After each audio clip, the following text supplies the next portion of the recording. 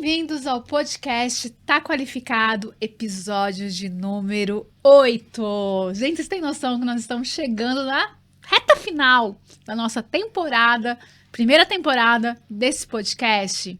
Um projeto que iniciou em abril desse ano e vai finalizar em dezembro desse ano. Serão 10 episódios, já tem 6 episódios publicados e a gente está gravando aqui o episódio número 8, que é um assunto super importante. Assuntos regulatórios e particularidades para a regularização da sua empresa ou do seu produto com um expert super... Eu falo que é referência na área, tá? Ela é uma pessoa super querida e está aqui hoje comigo.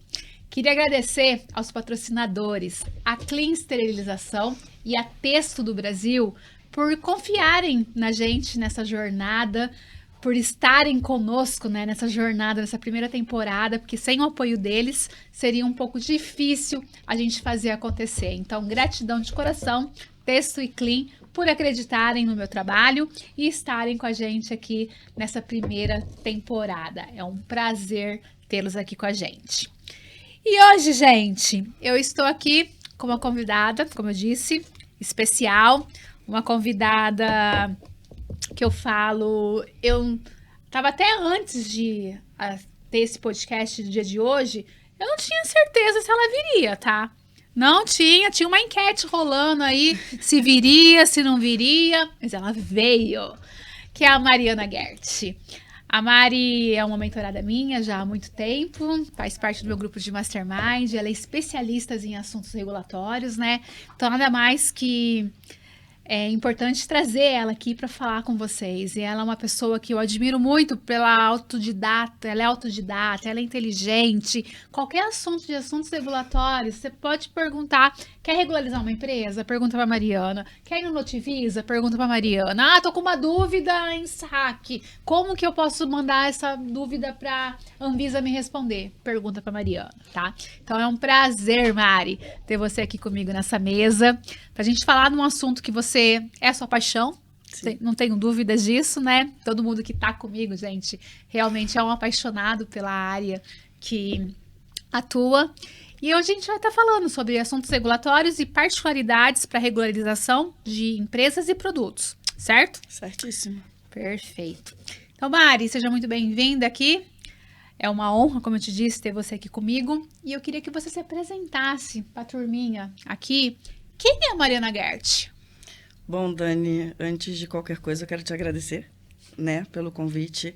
Eu sei que isso aqui é a realização de um sonho para você, a gente que te acompanha, não só na mentoria, mas por fora, a gente sabe o quanto isso aqui é importante. Não só para você, também é para mim. Chega aqui, eu tô tremendo, né? Mas vamos embora. Quem é Mariana Gert? Mariana Gert é farmacêutica, mãe do Yuri e do Iago, uma mãe atípica, uma vez que o Iago é autista, portadora da síndrome da caldequina, apesar das pessoas me verem assim, não conseguem imaginar que eu sou uma pessoa portadora de necessidades especiais, né? E sou uma apaixonada pela vida, por tudo que chama a minha atenção, eu vou a fundo, não importa se é assunto regulatório, se é profissional, se é voltado à questão do autismo ou questão dos direitos, enfim, tudo relacionado a qualquer paixão minha, eu sempre vou me aprofundar, né? Não tenho dúvidas disso. Mariana, quando fala que vai fazer uma coisa, ela vai lá e faz. Quando ela falou, vamos mudar do Rio de Janeiro para Curitiba, oi? Não, já comprei as passagens, já tá tudo certo. Lá vem a Mariana mostrando o lado dela de guerreira, de corajosa. Não tem como, né, Mari? Não tem como. Fui mesmo. Peguei meus 2 filhos, 3 malas de roupa, fomos e estamos lá. Então, super bem. Exatamente, porque é aquilo que você diz. A nossa zona de conforto não nos apresenta nada de novo. A gente fica acostumado, a gente tem que sair dela para ver do que nós somos capazes. Porque se a gente ficar ali, a gente vai fazer sempre do mesmo, sabe? E muito confortável, né? Eu não gosto de conforto. Isso aí, Mari. Ô, Mari, eu queria que você falasse pra turminha que tá nos assistindo Como que foi o início de sua carreira, sua trajetória Nossa. profissional? Conta aí pra gente. Que eu sei que tem várias Tem histórias aí pra você várias contar. histórias, tem várias histórias, né? Na época do vestibular, eu não queria fazer farmácia. Não? Não, eu queria fazer biologia. E me especializar em engenharia genética, porque foi logo assim, nos anos 2000, em que houve a descoberta do genoma, aquela coisa toda. Então, a engenharia genética, ela tava aquele boom. Bom. Só que minha mãe é farmacêutica. E aí veio o porém, e a gente fez um acordo. Você vai prestar vestibular, onde tiver farmácia, você vai fazer para farmácia, onde não tiver farmácia, você faz o que você quiser, biologia, biomedicina e assim seja. Quis, porventura, o universo que eu passasse para farmácia. Tem um propósito, tinha um propósito, Tudo né? na vida tem um propósito. Né? Nada acontece por acaso, essa é a grande verdade. E aí eu fiz a faculdade de farmácia, ao longo do curso eu fui me apaixonando, né? Eu entrei com aquela cabeça de quero ir para a área de análises clínicas, porque eu gostava de bancada de laboratório naquela época. Olha! E aí, conforme ia avançando dentro da faculdade, eu fui descobrindo outras paixões, né? E aí, beleza, formei, fui fazer um estágio no México. Sim, eu fiz um estágio de 3 meses numa indústria farmacêutica no México. Sabia dessa. Olha. Várias revelações. Hoje é o dia. Então bora. Hoje é o dia das revelações. Tô gostando. E aí eu fui fazer o estágio, passei por todas as áreas daquela indústria, né? Era uma indústria pequena, mas era interessante. E eu gostei muito da parte, assim, de regularização de produtos. E claro que minha mãe sempre ficava muito naquela coisa de assuntos regulatórios. Que você, com assuntos regulatórios, você vai poder acompanhar a inspeção internacional, vai viajar muito, e a pessoa não gosta de ficar parada. Uma cigana pensou o quê? Quero carimbo no meu passaporte. Beleza, só que quando eu voltei para a realidade aqui no Brasil, a realidade de todo recém-formado de farmácia, que não entrou na indústria no estágio, farmácia comunitária, e lá foi Mariana ser responsável técnica de uma drogaria. Comecei minha vida na drogaria. A maioria dos farmacêuticos Sim. vão, né? Porque a indústria, ela costuma chamar quando a gente está no estágio. Você entra no estágio, se você for bom, você fica. Se você não for, você acaba realmente iniciando a vida em farmácia comunitária, né? E aí eu fui para uma farmácia comunitária. Depois eu fui para a área magistral, já atuei na manipulação. Logo depois eu fui chamada para atuar como subgerente técnica de um programa antigo do governo, que era o programa Farmácia Popular do Brasil. Uhum. Naquela época em que tinha as próprias unidades, porque hoje a farmácia popular ela está dentro da drogaria. Antigamente, naquela época, ela tinha as suas unidades próprias. Então, eu gerenciava tecnicamente os farmacêuticos de todo o Brasil. Uau. Ajudei a implementar POPs que não existiam, rotinas, né?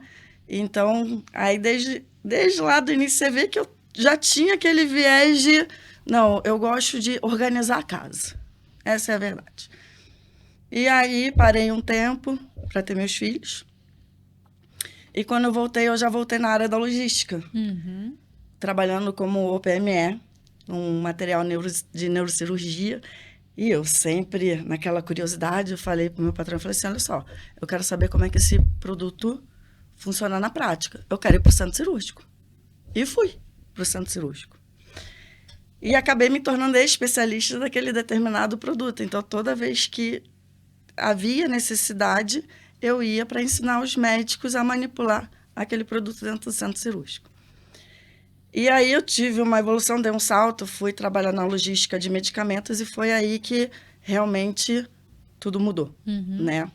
Porque a gente estava naquele tempinho da CP. Foi quando eu te conheci, né? Foi mais ou menos naquela época. E aí eu saí dessa logística de medicamentos e entrei na logística de vacinas, que foi quando nós nos conhecemos, que foi exatamente na publicação da 304, não, 309, agora realmente... 304. 304 de 19. Que Isso. era boas práticas de armazenamento, distribuição e transporte. Primeira legislação que a gente teve para fazer qualificação de transporte, né? Nossa Senhora, e aí eu ficava doida, né, para que ela fosse aprovada. E eu sempre falava, Eu falava assim pro meu patrão, fulano, no dia que sair essa RDC, eu vou te acordar te enviando a publicação dela. E não deu outra. Você chegou a conhecer, né? Que, por sinal, se não fosse ele, eu acho que teria sido muito mais difícil. Mas, enfim, voltando. E aí teve a publicação. Eu comecei a ter aquela questão de, e aí, o que eu vou fazer com a qualificação de transporte dessas vacinas? Vacina, cadeia do frio, 2 a 8, não tem como, para o Brasil inteiro. Porque a gente não fazia distribuição somente no local, a gente fazia distribuição para o Brasil inteiro. Áreas remotas. Eu já recebi fotos, gente, de caixa de vacina dentro de uma canoa. População ribeirinha. Exatamente. E foi aí que eu te conheci, né? No antigo IQQV. IQQV, você entrou no IQQV. Eu entrei pelo IQQV, depois eu fui para Platinum. E depois para Premium. E aí você me convidou para Premium, né? Que acabou coincidindo com a época que eu sofri a lesão na coluna. E que foi, eu acho que se eu nunca te falei isso, estou te falando agora. O seu convite para Premium foi uma das coisas que me motivou a não me entregar a tudo que estava acontecendo comigo naquele momento. Porque foi logo no início do ano. Eu comecei o ano sem conseguir andar, operando, e eu estava naquela expectativa, não, eu fui convidada para Premium da Dani, eu tenho que fazer valer, né? E aí, enquanto eu estava nessa distribuidora de vacinas, eles começaram com um processo de importação de vacinas, de registro de vacinas. E eu comecei a acompanhar de perto a certificação de boas práticas de fabricação dessa indústria internacional, né? Porque, para quem não sabe, quando o produto ele tem fabricação internacional, mesmo que a gente seja só uma importadora, a gente tem que tirar a CBPF daquela planta industrial, né? E eu comecei a notar que tinha alguma coisa errada. E eu queria mostrar que eu podia mais. Que eu queria era regulatórios, né? Eu não queria ficar, assim, na logística. Não que eu não goste. Na parte técnica, né? Logística se tornou uma grande paixão minha, tanto que até hoje eu ainda não consegui soltar, né? E aí eu fui me meter na questão da certificação de boas práticas de fabricação. E posso falar o nome? Pode. Porque se tornou famosa por causa da pandemia, né? Eu que tirei a primeira CBPF da Sinovac no Brasil. Era uma vacina de hepatite A. E naquela época ainda não tinha tido pandemia, ninguém sabia que era Sinovac, né? Mas assim, e eu fui com a cara e coragem. E quando saiu a publicação da CBPF, eu chorava lendo o diário oficial. Porque eu fui na cara e na coragem, ninguém acreditava. A única pessoa que acreditava que eu ia conseguir aquilo era eu. E eu fui. E aí, quando eu consegui, eles ficaram assim, opa, peraí. Ela é realmente tudo isso que ela fala. E foi quando a minha vida deu um boom. E aí, na época, o pessoal da empresa pediu para que eu abrisse uma empresa, né, um MEI, para que eu pudesse tomar conta de todos os farmacêuticos do grupo. E foi assim que surgiu a minha primeira empresa. Atuando como gerente técnica farmacêutica, né? Porque quando a gente tem essa questão, quando a gente é responsável técnico de um lugar, a gente fica preso. Apesar da CLT permitir que a gente transite em outras empresas do grupo, quando nós somos responsáveis técnicos, a gente fica preso naquela empresa. Porque a gente tem que estar ali 24 horas por dia. Durante todo o horário de funcionamento, a gente tem que estar. Né? Até mesmo porque se o RF aparecer lá, Exato. Tem que ter o farmacêutico. Isso em farmácia, indústria farmacêutica, distribuidora, em tudo. Principalmente quando tem medicamentos, porque medicamento é privativo do farmacêutico. Então, se tem medicamento, a gente tem que estar lá durante todo o horário de funcionamento. E a maneira que a gente conseguiu para que eu pudesse transitar era eu tendo uma empresa, eles contrataram a minha empresa para atuar como responsável das farmacêuticas do grupo. Né? Legal. Que uma coisa que era muito legal nesse grupo é que eles não aceitavam farmacêuticas. Porque eles achavam que mulheres não teriam a capacidade de entrar numa câmara fria para montar uma embalagem. Exatamente. Ainda enfrentei isso Eu imagino. nesse processo. sabe? E aí, quando eu consegui, eu falei assim, foi. E aí, aconteceu o que aconteceu comigo, em que eu tive a lesão e fiquei naquele limbo do INSS que a gente não sabe se a gente vai receber o benefício e a empresa não quer colocar a gente de volta no corpo de trabalho porque não sabe o que vai acontecer.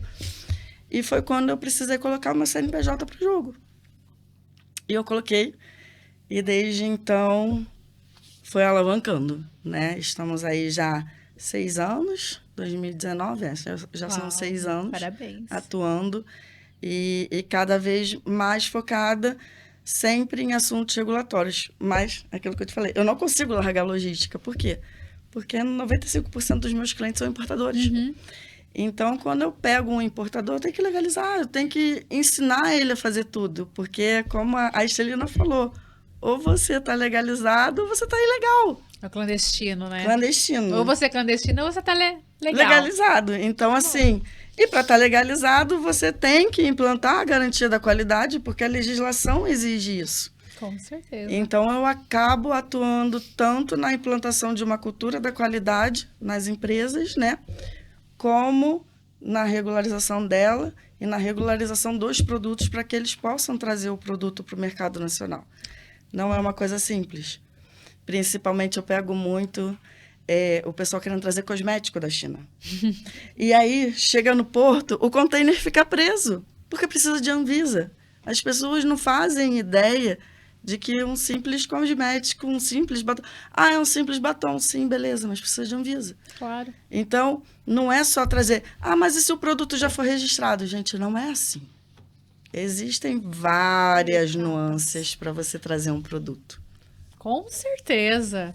Fora de ter que ter uma auditoria, né, lá fora do país, porque quando a gente vai trazer um produto de fora para o Brasil, a Anvisa tem que... Medicamentos, né? A Anvisa tem que ir lá fazer a auditoria para verificar se está aprovado o medicamento vir para cá. Sim. E o contrário também. Se a gente vai mandar para exportar para a Colômbia, a Envima vai vir aqui fazer uma avaliação se a gente também está realmente aptos para mandar para a Colômbia. Então, isso é uma via de mão dupla, né? Ô Mari, mas é legal que quando você fala a parte de regularização, de assuntos regulatórios, o seu olho brilha, não tem como. Me conta, qual o momento que realmente despertou esse interesse na área de assuntos regulatórios? Porque você decolou realmente, que você falou aí, você abriu, colocou o CNPJ para jogar, mas nesse primeiro momento, esse CNPJ estava realmente... Você tinha certeza que era assuntos regulatórios ou não? Você foi despertando e em algum momento você teve essa virada de chave? Assim, a grande virada de chave foi quando eu consegui a primeira CBPF. Com a Sinovac. Com a Sinovac. Foi assim, do tipo... Era uma coisa... Já era um desejo. Uhum. Mas eu nunca tinha ido atrás de realizar aquele desejo. Quando eu falei, não, vou botar as caras, eu quero ver até onde eu consigo ir. E que saiu a publicação, Dani, eu falei, não, é isso. Agora eu tenho certeza, é isso. E foi quando eu comecei a querer fazer a transição. Só que eu tive um acidente no meio do percurso que não estava planejado. Sim. E talvez isso tenha sido o meu catalisador. Que se não fosse isso, eu não teria tido a coragem de enfrentar os meus medos e ficaria naquela questão do, será que eu consigo? Mas a partir do momento em que você tem 2 crianças dentro de casa, uma autista, você vira e fala assim, não, eu tenho que conseguir. E foi o que eu fiz, foi simplesmente botei para jogo, dei a cara a tapa, graças aos céus deu certo, né? Não querendo me gabar, mas assim, eu tive pouquíssimos indeferimentos até hoje, né? Tudo que eu meto as caras, eu realmente, eu não sei se é porque eu gosto, eu pego o embasamento, eu coloco lá de acordo com um artigo da RDC, não sei das quantas, até uma simples defesa, eu, graças aos céus, eu tenho conseguido reverter, sabe? Bacana. São pouquíssimos, então assim, é o que eu gosto. Então assim, o ponto de virada... Foi a minha lesão na coluna. Ah, foi a lesão na coluna. Assim, Você começou com a Sinovac pelo interesse em regulatórios. Exato. Certo? Mas o ponto de virada na sua trajetória foi a lesão da coluna, porque aí realmente você abriu o CNPJ e aí tá decolando. Exatamente. É isso. Exatamente. Que bacana. E você teve desafios aí? Qual foi o seu maior desafio que você contaria nessa área aí? Mas um que realmente marcou. Um que me marcou, eu costumo dizer que ele é o meu maior case. Case de sucesso. É um case de sucesso. Foi um cliente que chegou para mim. Ele é uma planta de correlatos classe 1, né, lá do Rio de Janeiro. Correlatos classe 1 seria... Produtos para saúde. Vamos deixar aqui claro para a turminha, produtos para saúde. Um exemplo de produtos para saúde classe 1. No caso dele, aquelas ceras odontológicas que o dentista utiliza para fazer marcações, que a gente morde assim, né? Outro que pode ser considerado classe 1 são seringas, porque correlatos, produtos para saúde, varia desde uma agulha injetável até um equipamento de ressonância magnética. Tudo isso está englobado dentro dos correlatos. Da RDC 665. Na 665 de 2022. E ele chegou para mim que ele havia tido um indeferimento e ele esperou 2 anos para sofrer a fiscalização inicial, porque quando é fabricação não é tão simples quanto uma distribuidora e uma importadora, né? Porque a gente tem áreas de atuação. Porque, para quem não sabe, o Sistema Nacional de Vigilância Sanitária faz parte do SUS. Faz. E o SUS, ele é descentralizado, então tem a esfera federal, estadual e municipal. E dependendo da área de atuação da empresa, a gente ou vai pelo município, ou vai pelo estado, ou vai pela federal. Esse cliente, no caso, era a estadual, ele esperou 2 anos, sofreu a fiscalização, tudo, e veio um indeferimento. Ele ficou assim... Como assim? Eu esperei 2 anos para vir em deferimento e não havia sido nem pela estrutura física. Foi porque a consultora anterior emitiu a documentação da qualidade toda para saneantes e não para produtos para saúde. Não creio que exista isso no mercado. Existe. Acredite, existe. Não, pra gente que atua é óbvio, né?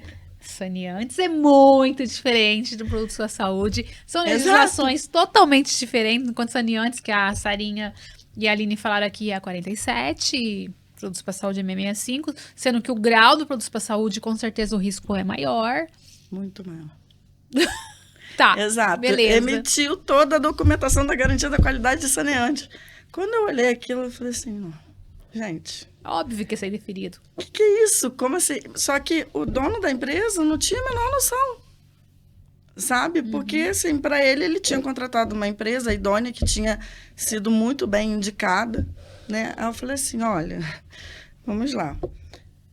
Montei uma estratégia regulatória. Eu falei, vai levar mais 2 anos. Não tem como. Para a fabricação vão levar mais 2 anos. Mas... eu te dou a sugestão de você começar como distribuição e importação, que isso a gente consegue regularizar rápido.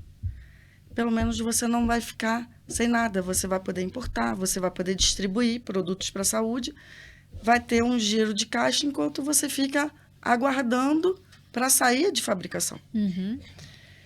Só que eu falei, olha, o município não é tão simples, você vai precisar adequar fisicamente. E ele fez uma adequação que, se você ver a foto do antes e depois dele, Dani, é gritante. Que top. Porque ainda tem isso, né? Eu ajudo na planta, eu ajudo... Porque como são pequenas empresas ou microempresas, a gente acaba ajudando em tudo. Eu não consigo... Não, me dá só isso aqui, eu vou fazer só isso aqui. Não, eu não consigo. Eu me entrego, realmente. E aí, adequei fisicamente, tiramos a AF de distribuição e importação.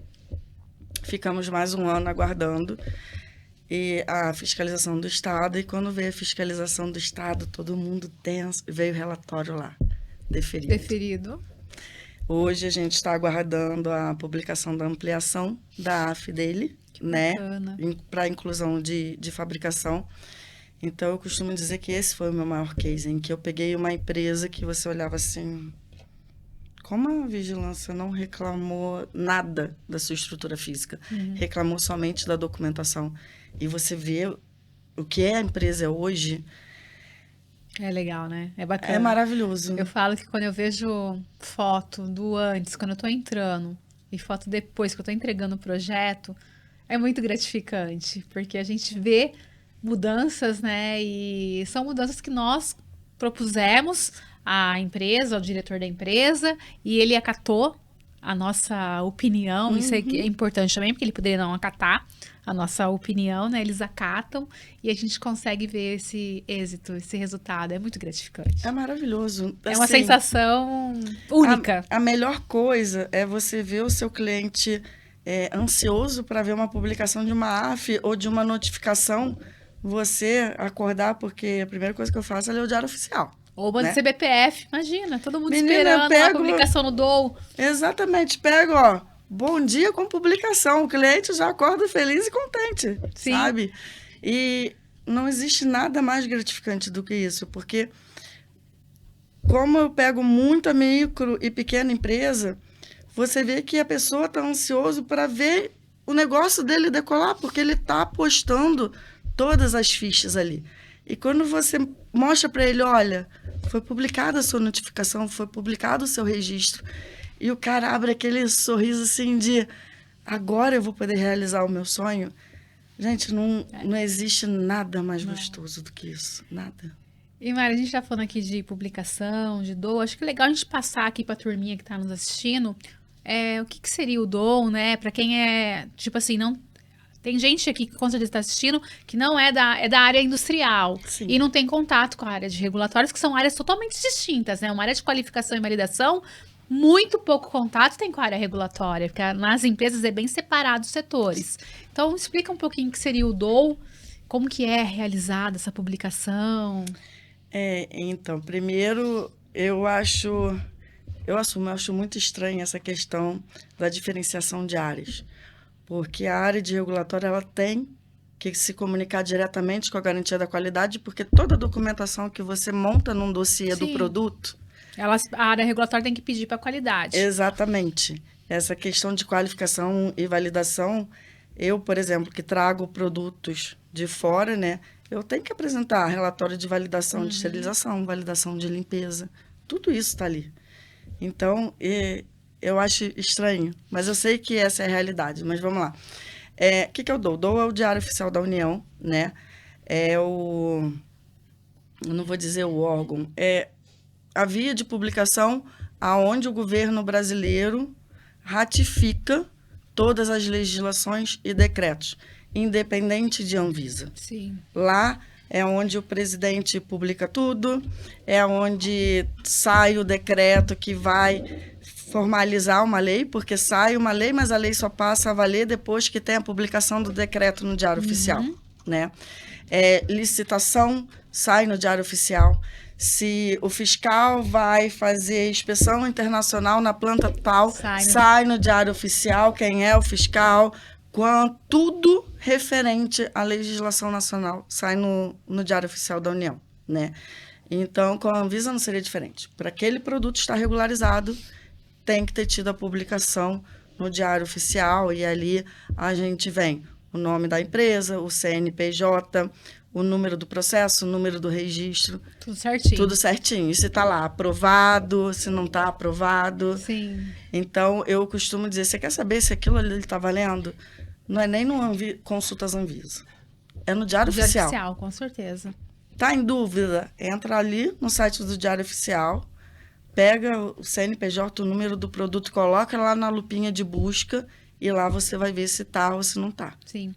E complementando, algumas decisões da Anvisa que vão para o Diário Oficial, elas foram debatidas publicamente, né, no YouTube, que eles têm um canal deles, em reunião do DICOL. Exato. Né? Então, sempre quando tem uma reunião do DICOL, lá realmente tem a decisão lá da diretoria, da Anvisa, e tendo a decisão se vai ser aprovado ou reprovado, aí sim, se for aprovado, vai pro DOU. E se for reprovado, também vai pro DOU, né? Os dois vão, toda a decisão que tá na DICOL vai pro Diário Oficial.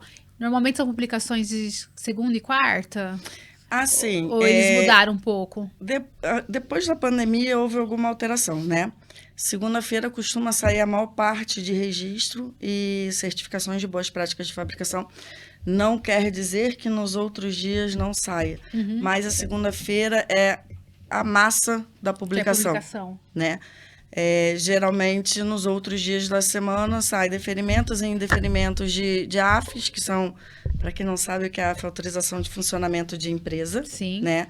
Sem isso, nenhuma empresa que trabalha com produto regulado pela Anvisa pode funcionar. E também quando tem alguma coisa assim, um recall, quando tem, agora vai fugir a palavra, óbvio, alguma coisa assim do tipo, não é indeferimento, daqui a pouco eu lembro. Você lembra, não tem problema, a gente fala aqui. Mas assim, é legal que a gente pode acompanhar antes, né? Ninguém vai ser pego de surpresa com as publicações. Assim, com as publicações de novas legislações. Sim. Né? Porque a gente tem a DICOL, e isso é coisa do sistema, da legislação brasileira mesmo, né? Do sistema jurídico do país. Tanto que o Senado faz isso, a Câmara dos Deputados faz isso, a Anvisa ela não é diferente, ela faz isso. Então, ela tem lá a reunião da diretoria colegiada, a famosa DICOL, que as pessoas não têm paciência para assistir. Eu adoro. Área regulatória. Adoro DICOL. Porque é ali que a gente sabe qual é a tendência, para onde a legislação ela vai. Se ela vai ter uma curva, se eles vão mudar. Ali a gente consegue saber o que o órgão está pensando. O que vem pela frente. A gente consegue imaginar o que vem pela frente assistindo uma DICOL. Mas, por exemplo, uma AF é surpresa. A gente só vai saber no dia da publicação. Uma notificação, a gente só sabe no dia da publicação, né? Então, tem de tudo. Tem. Bacana, Mari. E me diz uma coisa, olhando para trás, o que houve de mudança na área regulatória? Lá quando você iniciou, que você falou que era interessada, que você era organizada, gosta de organização, conta para mim. O que mudou nessa área? Porque é uma área dinâmica também. Sim, assim. As legislações, a gente estava falando no episódio número 7 aí, o Mota, que a atualização tem que estar sempre atualizada, porque as legislações sofrem atualizações. Não tem como. Olha, Dani, assim, muda diariamente. Diariamente, porque seja a nível federal ou estadual ou municipal, porque a gente, de regulatório, a gente tem que estar acompanhando a legislação das 3 esferas. E ela muda diariamente, porque assim, não é só Anvisa ou a vigilância local, a gente atua com conselho de classe, a gente atua com polícia federal, a gente atua com polícia civil, com o exército. Então, assim, eu costumo dizer que é diariamente. Teve um dia que muito me marcou, eu acredito que você lembra disso, foi o 30 de março de 2022 que houve a chuva de das publicação. Instruções normativas.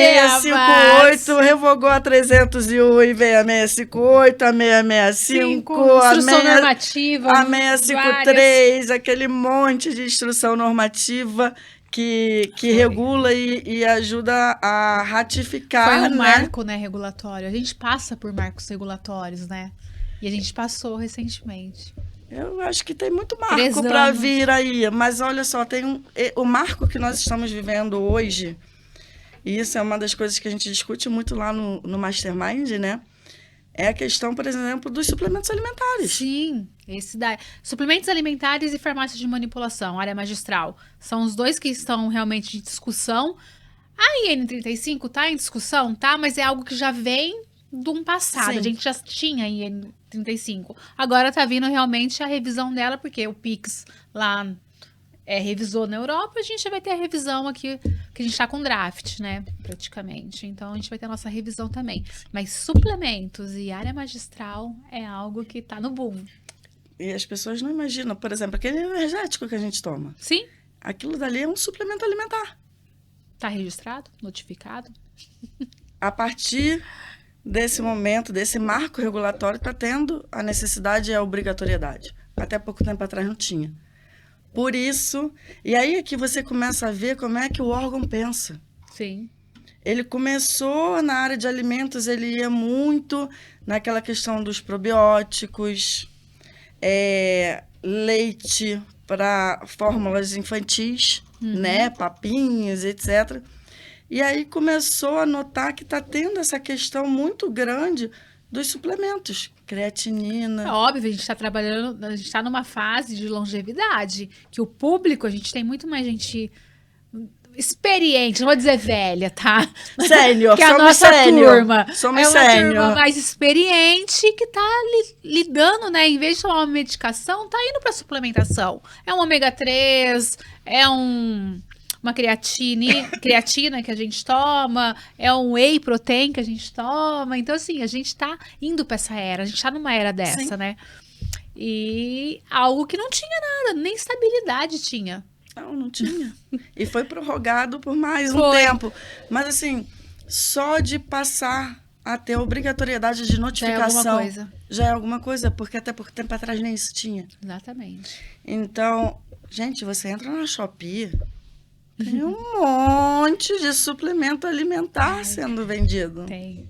Mas você tá vendo um monte de suspensão que a Anvisa, a hora que você entra lá na rede deles, você vê suspensão de suplemento tal, suplemento outro. Eles estão pegando forte. Era essa palavra que eu estava procurando, suspensão de produtos. Ou quando a caça às bruxas, né, em que o registro é caçado e etc. Sim, Tá forte. E eu vou te ser sincera, eu acho que vai vir mais por aí. Sim, não, tem Tá. muito. A gente tem um caso do Mastermind, da Manu, que tomou Sim, um pré-treino e deu efeito adverso nela. Porque ela falou que com certeza nesse suplemento que ela tomou tinha algum diurético provavelmente. e tipo algo Deve ter uma que tirava a fome. efedrina da Exatamente, efedrina. vida, entendeu? Porque assim, gente, Sim. não querendo, enfim, depois na edição se quiserem cortar, mas assim, aqui no Brasil a gente tem de tudo. Uhum. O que a gente tem de fábrica clandestina, de Não, suplemento temos. alimentar, não tem como. Ah, fábrica nem só de suplementos, cosmética. Medicamento para emagrecer. Também, vários, aqueles que falam que são naturais.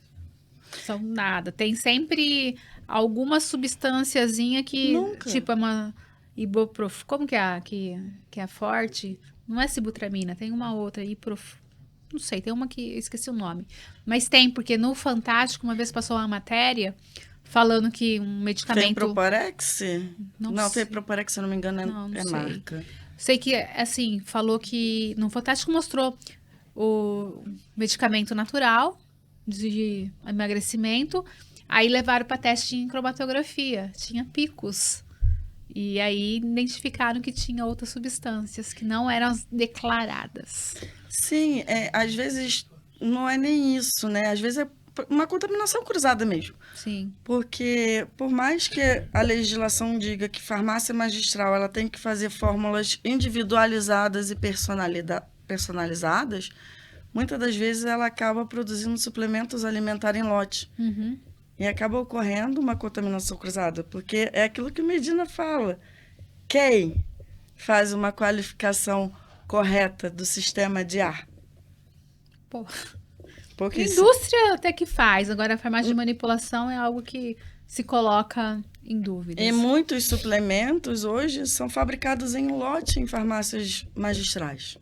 Sim. Então, como é que você vai assegurar que ali não vai ter contaminação cruzada? É um desafio que a gente tem, a gente sabe disso, e que o órgão tá ciente, né, e tá começando a se movimentar para que realmente traga melhorias para esse processo, né, Mari? E falando nisso, na sua trajetória, no Diário Oficial que a gente comentou, Mari, me conta, o que te fez seguir em frente nessa área de assuntos regulatórios? Uau, vamos lá. É aquilo que eu vi no seu Instagram, se não me engano, foi ontem. Ah, legal. Eu sei. cuido a questão, eu tento cuidar da saúde. Salvar vidas, né? Foi isso que eu escrevi. Salvar vidas. Não é aplicar um checklist de qualificação e validação. Eu tenho um outro olhar. É Sim. salvar vidas, porque aquela qualificação e validação que a gente está implementando é algo que está indo para o mercado, esse produto. E eu sou consumidora final. Seu filho é um consumidor final. Eu sou consumidora final. Eu tenho um cliente que ele trabalha muito com fio de sutura. Gente, eu tenho 5 cirurgias na coluna.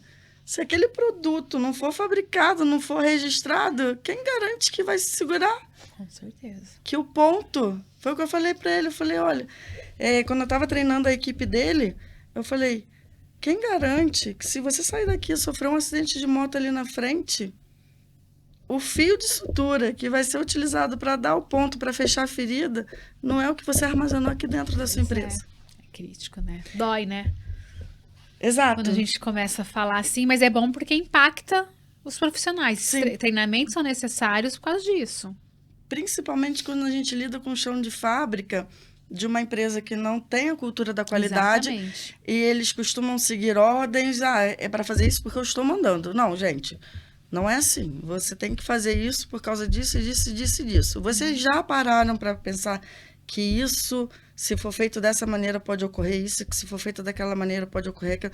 Eu já botei dono de empresa sentado numa sala de treinamento junto com o chão de fábrica. Tá certo. Para eles aprenderem. Com certeza.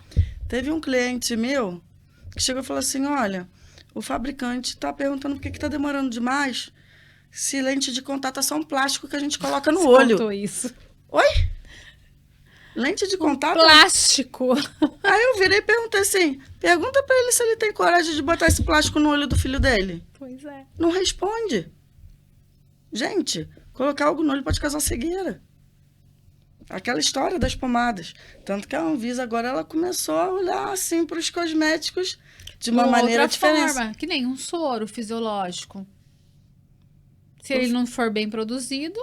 Por falar nisso, teve uma publicação recente da eu Anvisa dos soros. Mas aí é injetável esse, não é o de lavar Os a olhos. lente, lavar os olhos. Foi de um injetável que foi ontem, eu acho, que tava com partículas, uma partícula estranha. Foi interditado o lote. Então, assim, É. como você não vai se preocupar? Ah, é um simples batom que eu estou trazendo da China. Tá, vamos parar e pensar. Você vai trazendo um container marítimo. Pode vir lá em cima, como pode vir no fundo do navio. E aí? Pode derreter tudo. Quem garante que aquele batom, quando você passar na boca, não vai ficar aquela coisa que gruda, porque Sim. a estabilidade dele foi... Não é assim tão simples. Eu costumo ouvir que nós temos a pior agência reguladora do mundo. Mentira. Tô te falando. Hoje nós temos a melhor. Não, a mais crítica, que é a que mais pede, é a que mais exige documento. Sim. Eles reclamam. Eles falam assim, lá na China, isso eu ouvi de um chinês, lá na China fala, se precisar ir para o Brasil e precisar da Anvisa, corre. Porque eles vão pedir. Uma pena, porque não querem ter produto com qualidade, porque hoje a Anvisa aqui no Brasil está numa posição de destaque, Sim. é reconhecida pela Organização Mundial da Saúde, e a régua da qualidade deles, para quem trabalha muito, 23 anos no mercado, eu, por exemplo, atuando na área de qualificação e validação e com qualidade. Como eram as auditorias lá em 2003, quando eu iniciei, como são as auditorias agora, com os meus clientes... Completamente diferente. É racional, é estratégia, é muita coisa que você tem que provar por A mais B realmente que você tá realmente apresentando que seu produto realmente, eu sei os riscos do meu processo, da minha empresa, mas o que eu tô fazendo de ação para que esse risco não aconteça? Quais são as minhas mitigações? Exatamente. Imagina, antes não tinha isso. Então, assim, Dani, uma das coisas que as pessoas não conseguem compreender é que hoje o nosso Sistema Nacional de Vigilância Sanitária, independente da esfera, se é municipal, estadual ou federal, ela é baseado em análise de risco. Sim. Você tem que provar que existe a possibilidade daquele risco acontecer, que se ele acontecer, ele pode causar um dano leve, moderado ou grave, e o que você vai fazer para que aquele risco não ocorra? E se ele ocorrer, como é que você vai minimizar o dano que ele causou? Sim. Eu, complementando aí a 301, né, e a 658, deixou muito bem claro para gente que todas as atividades dentro de qualquer empresa, uma farmacêutica, uma cosmética, vamos falar indústria life science, tem que ser comprovada e provada através de uma análise de risco. O risco daquele processo, quais ações, né, corretivas ou preventivas a gente vai propor para que mitigue esse risco. Na 658, no mínimo dos 92 vezes fala a palavra gerenciamento de risco. Não só a 658, a 430, a 665. Pois é. A própria 47 de saneantes e a 48 de cosméticos, mesmo sendo considerada hoje em dia antiga, porque está tendo altas revisões, né, marcos regulatórios, elas falam sobre análise e gerenciamento de risco. Tudo hoje no Sistema Nacional de Vigilância Sanitária, ele é baseado em análise de risco. Sim, não tem como. Falando um pouco, Mari, acho que para a turminha que talvez não conheça a área de regulatórios, para a gente deixar aqui claro que a gente tem iniciantes aqui, ou recém-formados, ou pessoas que vão se formar, que querem muito atuar numa indústria, o que são assuntos regulatórios? Explica de uma forma simples e clara, didática, né?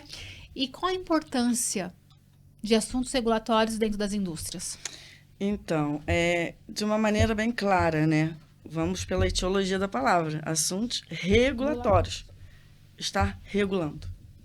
É regular o que a empresa precisa ter para que ela possa funcionar de maneira adequada e para que ela possa produzir produtos que não vão vir a causar danos à saúde pública. Então, assuntos regulatórios, a gente pega o quê? Na área de assuntos regulatórios, é juntar toda a documentação que foi gerada pela garantia da qualidade para levar o órgão regulador para dizer, olha, nós estamos seguindo exatamente aquilo que você solicita da gente para que a gente produza um produto de qualidade que não vai vir a causar dano à saúde pública. Até mesmo porque quando você vai ou trazer um produto de fora, como você disse, ou protocolar um novo registro num produto aqui, tem um checklist de documentos que devem ser apresentados, certo? Tem uma legislação regulatória. Sim, ainda tem isso. Quando a gente parte do princípio, a gente fala de uma 658, uma 665, uma 430, a gente está falando de boas práticas, seja ela de fabricação, distribuição, armazenagem, transporte, o que seja. Porém, temos RDCs que diz quais são as documentações, o que cada documentação tem que ter no mínimo. Não é apenas uma legislação, são várias. Registro de medicamentos, a gente tem a RDC que diz como montar o dossiê para peticionamento de registro de genéricos, de referência, de biológicos. E aí a gente sabe que tem que seguir as boas práticas de fabricação, que é a 658. Sim. E a gente sabe que as boas práticas de fabricação exigem estudo de estabilidade, que é a 318. É montando um quebra-cabeça. Exatamente, é assim. Então, quando eu vou fazer um processo seletivo, né, e fazia isso desde lá de trás, quando eu contratei meu primeiro estagiário, a primeira pergunta que eu fiz foi, você lê quantos livros por ano? Boa. Porque se o cara fala assim, não gosto de ler, leio 1, 2, desculpa, ele não vai servir para a área de regulatórios. Eu ia entrar nessa pergunta, seria a pergunta depois. Qual que é o perfil do analista regulatório? Porque eu estava até falando no episódio anterior com o Fernando Mota, que eu não tenho perfil para atuar no magistério, porque eu gesticulo, eu sou uma fonte de contaminação dentro da área. Como também eu não tenho perfil para atuar numa área regulatória.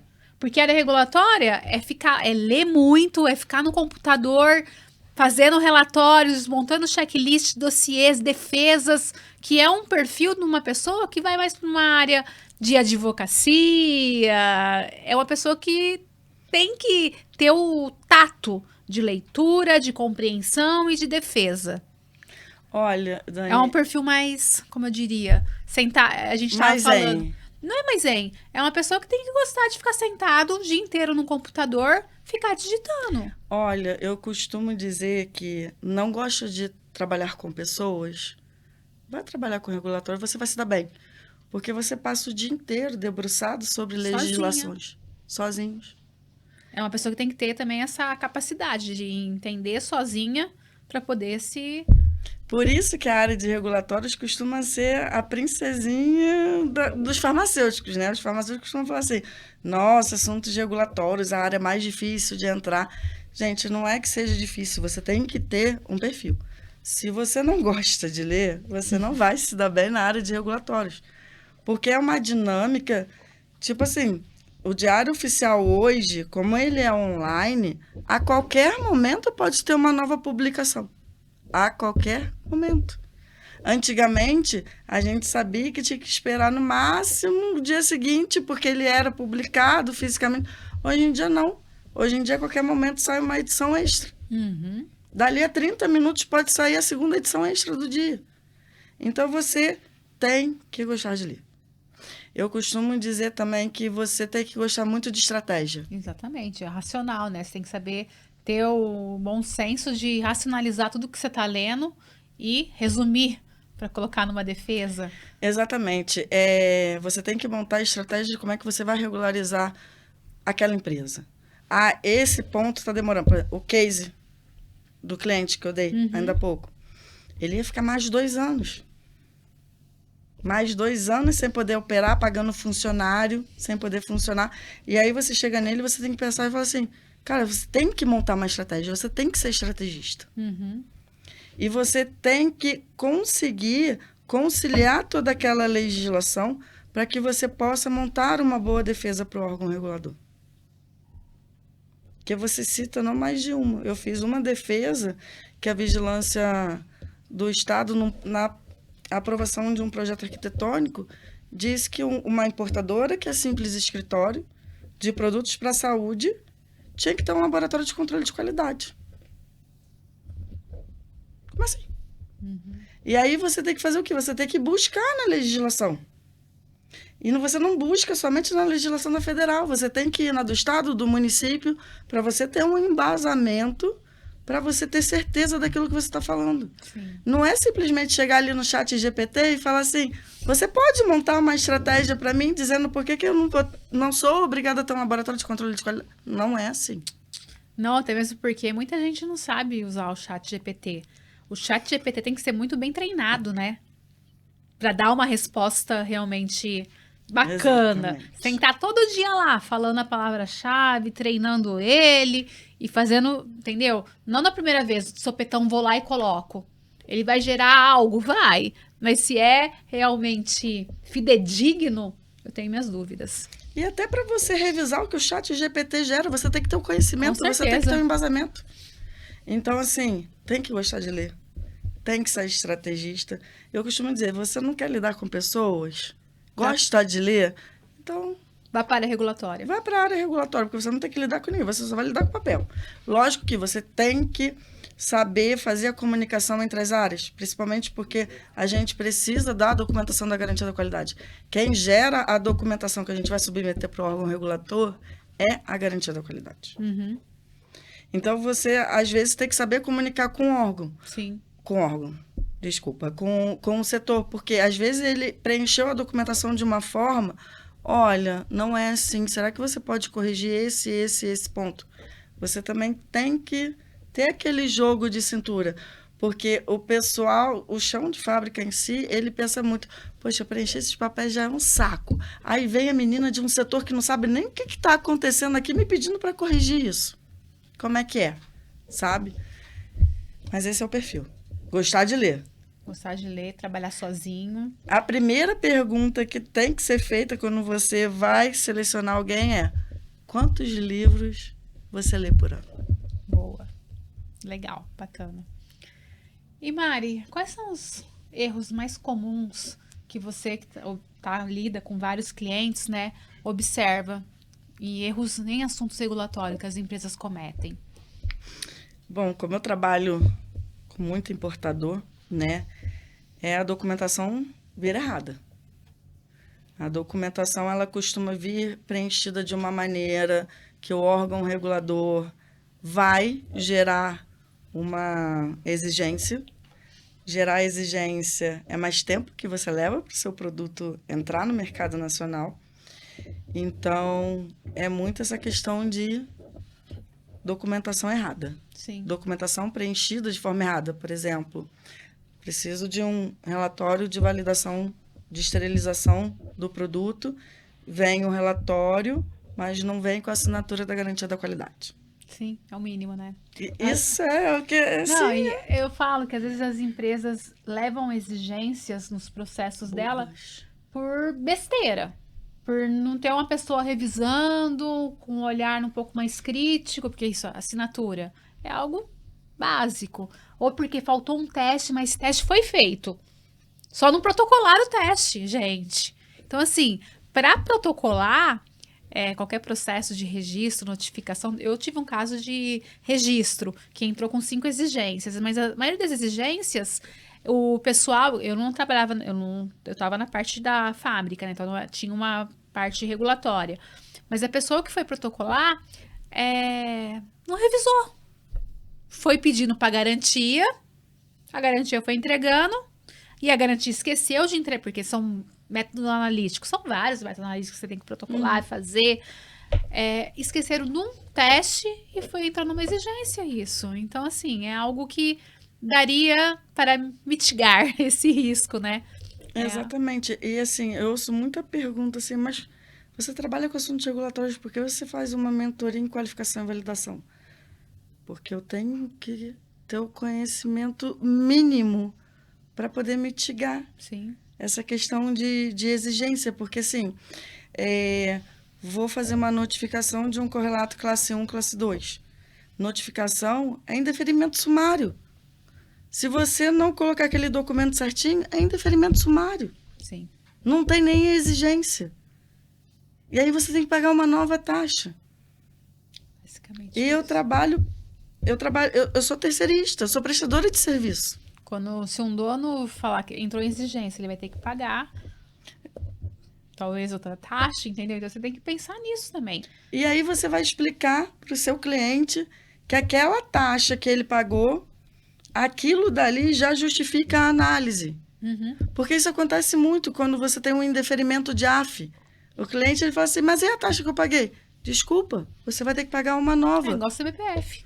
Porque a fiscalização, ela não foi física, ela foi documental. Mas CBPF, se você é reprovado, indeferido, numa CBPF, você tem que pagar outra taxa para solicitar uma outra inspeção.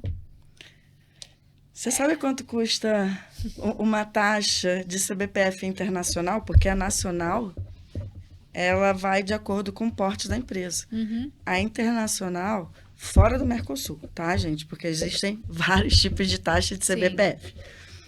Não importa se você é uma microempresa ou se você é uma empresa do grupo G1 ou G2, que é aquela que tem um faturamento maior. Você vai pagar quase R$73 mil. Como você vai chegar para o seu cliente e falar assim, olha só, a sua CBPF foi indeferida porque eu não olhei a documentação do dossiê. Você vai ter que pagar uma nova taxa. De R$73 mil. Uau, imagina, ele vai falar assim, tira do seu bolso. Quem sou eu? Aí eu falo, por isso que eu faço Mastermind. Sim. Porque eu tenho que ter o mínimo da noção básica daquilo que eu vou dar uma revisada. Claro. E até mesmo porque a gente tem uma legislação também aqui no Brasil que fala de mudanças em processos, né? Tipo, eu vou ter uma mudança no equipamento, eu vou inserir uma nova etapa, entra como controle de mudança e controle de registro. Tem uma RDC que agora ela mudou o número, eu não sei o número, que era 73 anterior, de registro de produtos, das mudanças que tem. Então é algo que vocês precisam conhecer para pedir para o pessoal. É uma mudança. Como você vai saber? Você, assuntos regulatórios, não está no dia a dia, em campo, se é uma mudança crítica ou não crítica? E aí você pega num ponto que eu costumo falar muito para o meu cliente, que o cliente ele costuma fechar o contrato internacional, só o comercial.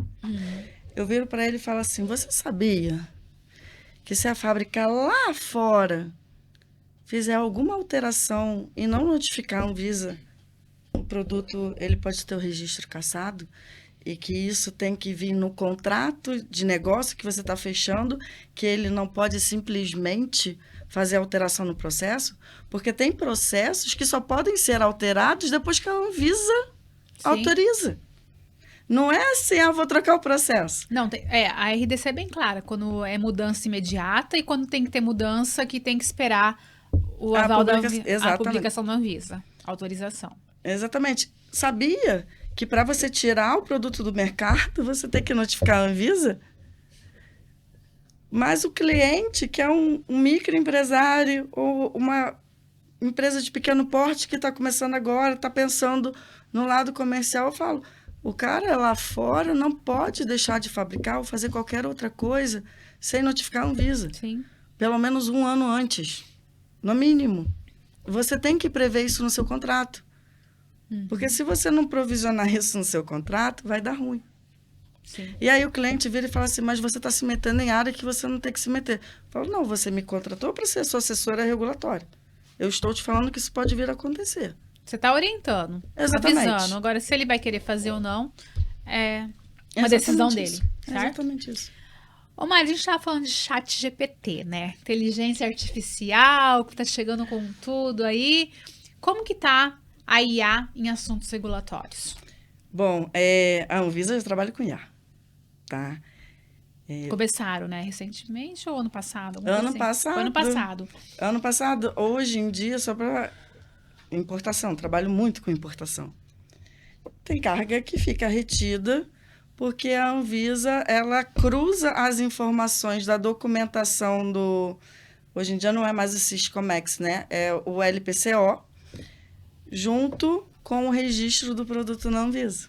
Se tiver alguma informação divergente, aquele produto não é nacionalizado e ele fica em exigência. Então, a Anvisa ela já está fazendo o cruzamento das informações que você alimenta quando você vai submeter o dossiê para registro ou notificação daquele produto, com a documentação que você está colocando no sistema para que aquele produto possa entrar no mercado nacional, né? Até onde eu sei também já está fazendo o cruzamento das informações do dossiê, se eles estão certos ou não, principalmente quando você faz uma renovação de um registro ou de uma CBPF, se houve alguns erros discrepantes ou não. Então, assim, eu acredito que vá cada vez escalonar, Sim. né? E eu vejo isso com bons olhos. Com certeza. Porque somos humanos. Não que o chat GPT não vá ter falha, não estou falando isso, mas ele ajuda com que o processo de regularização e liberação de uma carga se torne mais rápido e que aquele produto realmente não vai vir a causar dano na saúde pública. Aí eu só faço um parênteses, galerinha aí de casa que está assistindo a gente, não queiram escrever protocolo somente com a IA. Não queiram fazer uma conclusão de um desvio com a IA. Eu já recebi, uma vez, 32 não conformidades, desvios. Tava uma empresa, fez uma auditoria interna, acharam 32 desvios e mandaram para eu revisar, que eu sou consultora. A hora que eu abri o desvio, na conclusão, tava com palavras, totalmente palavras como ricas, né, importantes, assim, que já não é a realidade da empresa, não é o palavreado da empresa. Então, cuidado com isso, gente. A IA pode ajudar? Pode na elaboração, na conclusão, só que aí você tem que revisar no seu papel. É revisar conforme a realidade da sua empresa, com as palavras que você usa no dia a dia. Concorda comigo? Conforme a legislação. Sim. É aquilo que eu estava falando para você. Quer usar o chat GPT para fazer uma defesa, para liberar, cumprir uma exigência?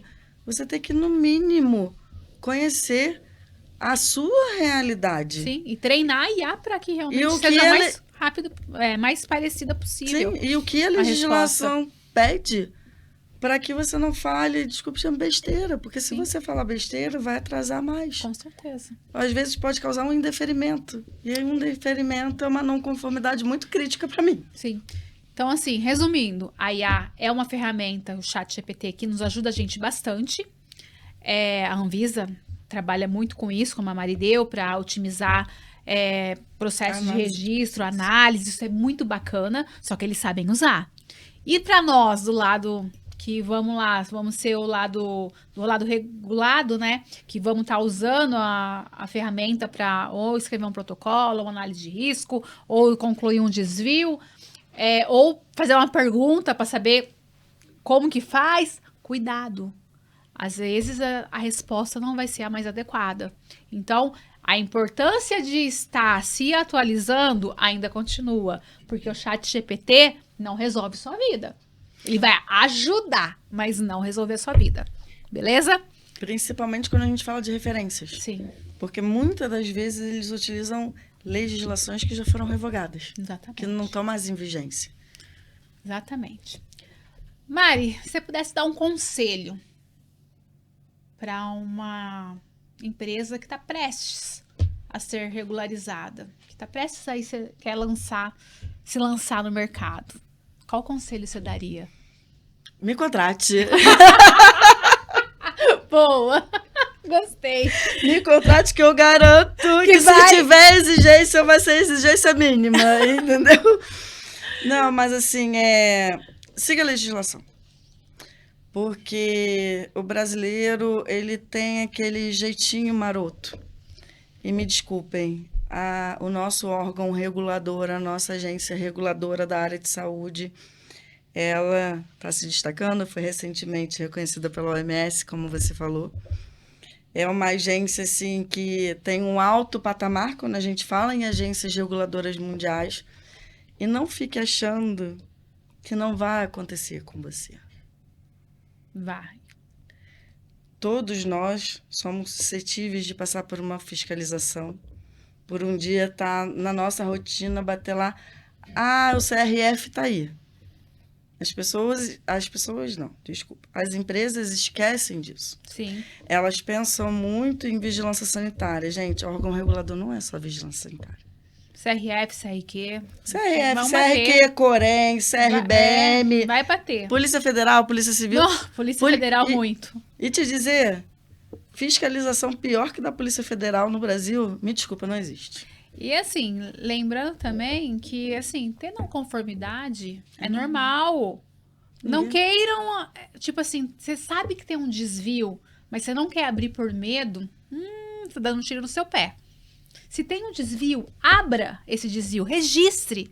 Coloque uma ferramenta da qualidade, saiba investigar um desvio, né? Com uma ferramenta da qualidade, espinha de peixe, 5 porquês. Mas investigue, chega à causa raiz e proponha as ações para mitigar esse risco. Tá tudo certo, tá tudo bem. Ninguém vai te apontar, dedurar você ou vai te interditar porque você apresentou um desvio. Agora, se você tem um desvio e talvez você não registrou e na auditoria é visto esse desvio, o problema pode ser maior. E esse é um dos grandes problemas das pequenas empresas. Eles querem esconder os desvios. Então, não pode. Isso não existe. Se eu mostrar isso, vai acontecer aquilo outro, a documentação não vai sair. Eu falo, não. Até porque você está numa inspeção, um fiscal, ele vai parar para conversar com alguém do chão de fábrica. Com certeza. Não é assim, só vai ficar com o teu responsável técnico. Não. Ele está passando ali... Analista no controle de qualidade. A tiazinha da limpeza. Também. Eles perguntam. E assim, eu como auditora pergunto. E aí ele vai falar assim, não, eu faço isso porque mandaram eu fazer. Não, tem que ter uma resposta, né? Não é assim, sabe? Não é assim.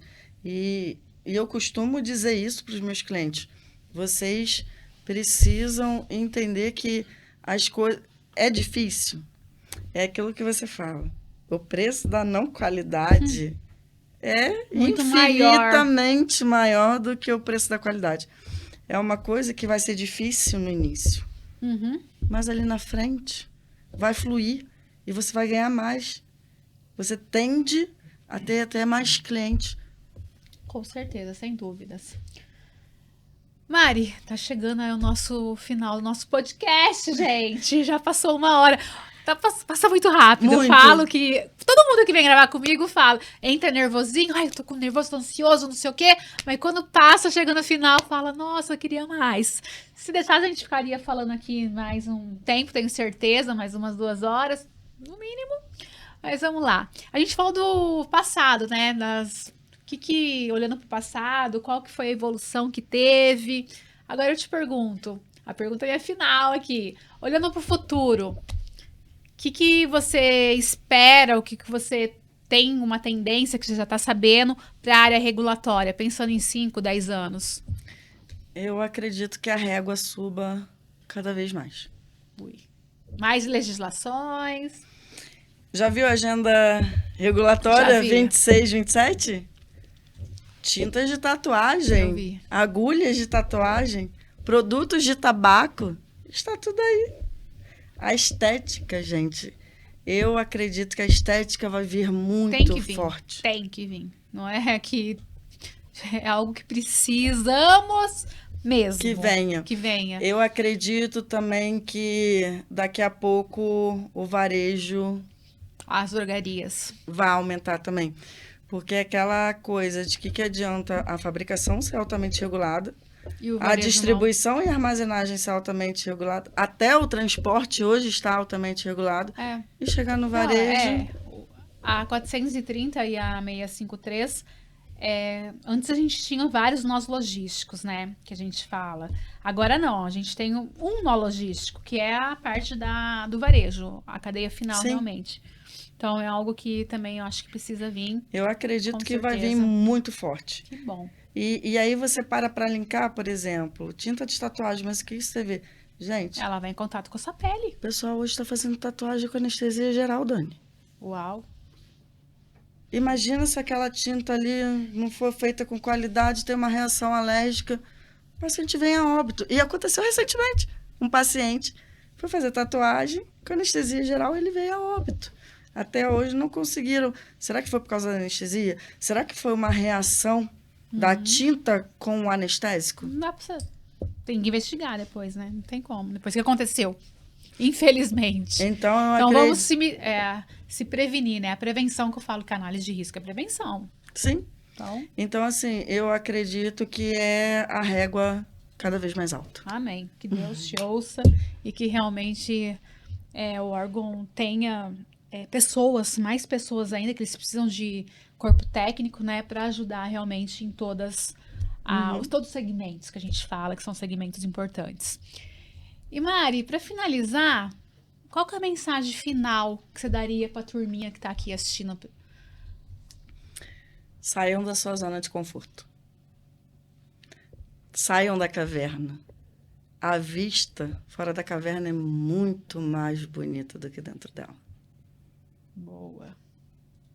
E curtam, né, o processo. Curtam o processo. É difícil. Isso é importante. É difícil. Aquilo que a gente não conhece pode parecer assustador, mas quando a gente olha, é tão bonito ou mais do que quando a gente estava dentro da caverna. Uau, boa. Queria agradecer sua participação aqui, Mari. É uma honra ter você aqui com a gente, né? Que veio de Curitiba para Araraquara gravar aqui com a gente.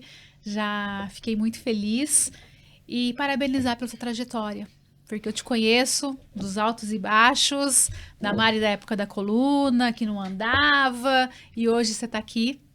Então, viajou quantas horas? 9 horas de viagem e está aqui bem. Então, isso é uma conquista que realmente deve ser celebrada. E tá bem aí na sua carreira, com a sua empresa, tá voando. E eu fico muito feliz mesmo, de coração. E conte comigo aí para o que precisar.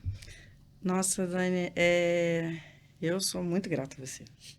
É o que eu costumo te dizer. Hoje, você não é só minha mentora técnica, você é minha mentora de vida, se tornou uma grande amiga. Me ajudou em momentos em que eu falava assim, eu não sei o que fazer. E eu lembro que quando eu entrei na Premium, você tinha me convidado para fazer uma palestra sobre a 430. Eu estava recém-operada, cheia de dor, de pontos. E eu falava, gente, como é que eu vou fazer? Porque eu estou tomando medicação que eu não consigo lembrar do que eu estou fazendo. E você foi lá e falou, não, Mari, vai. E eu fui. E eu dei minha cara a tapa. E se hoje eu sou a Mariana Gert, porque antes eu era só a Mari, a Mariana, a responsável técnica, é muito graças a você. Eu costumo dizer que você era minha Sandy. né? Toda vez que eu falo isso, mas assim, você era minha Sandy. Era aquela pessoa que a gente tem como referência, que a gente gosta, mas que a gente acha que é uma pessoa que é inalcançável. Eu tô aqui com você. E você me ensinou isso. Você sempre bateu naquela tecla do saia da sua zona de conforto. A minha primeira live foi com você. Eu lá nervosa, foi quando assim, saiu a 430, aí, não, saiu a 309, aí... 304. Desculpa, eu tô misturando tudo. Saiu a 304 de 19, e aí ela foi revogada, e aí voltou a 802 de 98, e aí a gente fez aquela live de emergência, porque voltou para aquela legislação. Para 360. E aí a gente não sabia o que ia acontecer, Foi. E veio a publicação da 430 quase um ano depois. A gente, naquela época, tinha retrocedido 21 anos, pois né? Então, assim... A gente inconformada que não podia continuar do jeito que estava. Exatamente, exatamente. E fala assim, Mari, faz aquela live de cannabis, vamos fazer a live de cannabis medicinal, como é que funciona a regulação da cannabis medicinal no Brasil, que muita gente não sabe. Uhum. Então, assim... Se hoje eu sou a Mariana Gert, é graças a Daniela Silva. Essa é a grande verdade. O Mota tá ali. Eu acho aqui na que plateia hoje. Ele ratifica e assina embaixo tudo que eu tô falando, porque você, sim, Dani, você motiva pessoas. Você não é só uma mentora técnica, você motiva pessoas. E, assim, eu sou extremamente grata. Você falou do recado. Pessoal, mentoria vale a pena. Mentoria vale, assim, não somente com você. Até porque você é mentora, mas você ocupa a cadeira de mentorada também. Uhum. Mentoria muda vidas. Às vezes a gente precisa de alguém que dê um empurrãozinho para que a gente consiga enxergar aquilo que a gente não enxerga. Porque quando a gente está no olho do furacão, a gente não enxerga o que está à nossa volta. Exatamente. E às vezes a gente precisa de uma pessoa que nos ajude a seguir em frente e a levantar a nossa vida. E mentoria também é se você está sentado numa mesa certa, né? Com os melhores profissionais. Porque quem procura mentoria é realmente quem quer sair da zona de conforto, quer crescer. Exato. Eu falo que pessoas com o mesmo propósito se atraem. Exato. E é fato. Todo meus mentorados são pessoas que querem sair da zona de conforto. É estar na mesa certa. Então, isso é muito importante. E eu também sou mentorada, né? Eu procuro estar nas mesas certas por causa disso. De eu me sentir desconfortável para que eu possa realmente crescer. Mário, eu queria entregar uns brindes dos nossos patrocinadores e agradecer a Texto do Brasil e a Clean Esterilização por estarem conosco nessa jornada, novamente, né? Agradecimento a vocês. A Texto do Brasil é uma empresa com soluções e serviços para a área de qualificação térmica, mapeamento térmico de depósito, a parte de HVAC, todos os instrumentos que faz certificação de HVAC eles têm, instrumentos para fazer a qualificação térmica, como os dataloggers, com software validado, pHmetro, tudo eles têm soluções para as indústrias life science. E a Clean Esterilização trabalha com a parte de esterilização por óxido de etileno. Então, tudo que pode ser esterilizado por óxido de etileno, o Antônio falou que ele faz todo um estudo para verificar se pode ou se não pode, mas a Clean com certeza está presente em muitos hospitais, na maioria dos hospitais aqui no Brasil eles estão presentes, porque são fornecedores que têm ISO, têm uma qualidade robusta, utilizam cromatógrafo gasoso para as análises, então é uma empresa com qualidade. Então, se vocês tiverem que procurar esterilização por óxido de etileno, vão para o Antônio, né?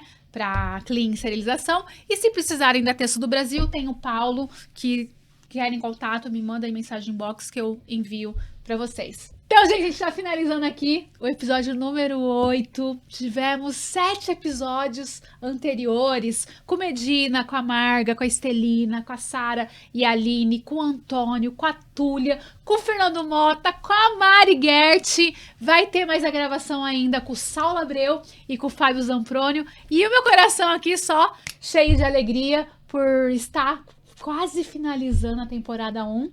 Mas não. Fiquem tranquilos que a temporada 2 vem em 2026. Você tem interesse em fazer parte do podcast? Manda uma mensagem pra mim, quem sabe a gente não faça uma gravação juntos. Beleza, gente? Gratidão. Te vejo no episódio de número 9. Gratidão, galera. Tchau, tchau.